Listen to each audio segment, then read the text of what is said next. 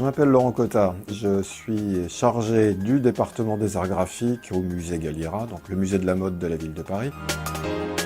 J'ai suivi un cursus de lettres modernes et d'histoire de l'art. Déjà, ça peut être confortable. Alors bon, je suis désolé, c'est un peu pragmatique. La fantaisie d'une couleur ou d'une autre, ou d'une texture des chaussettes me semble plutôt pas mal. C'est des petits détails comme ça qui font la différence.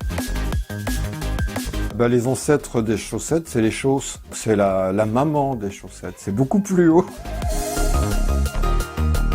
On a des exemples de tricot, de crochet, d'ancêtres de tricot qui remontent à l'Antiquité. Je me demande si on n'a pas trouvé des choses qui sont en fait des chaussettes dans des tombes égyptiennes. Ce serait pas dans des chaussettes, ce serait plutôt dans des bas ou dans des jarretières où on a des petits messages amoureux. Plutôt dans des bas réservés aux femmes, là, en l'occurrence. Je crois que ça devient réellement un accessoire de mode sous Napoléon III.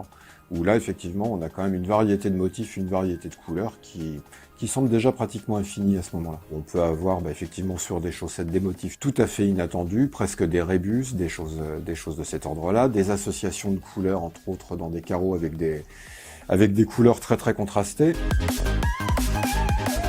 Moi, je pense qu'il suffit de regarder des comédies musicales avec Fred Astaire ou Gene Kelly, par exemple dans Chantons sous la pluie. Le fait d'avoir des chaussettes de couleur claire ou de couleur vive, ça va amplifier finalement la rapidité des pas, ça a une valeur chorégraphique. Et ça a quand même du style.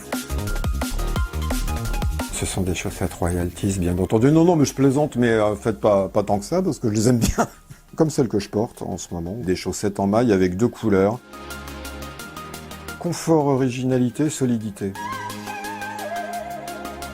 Non, il y a des limites.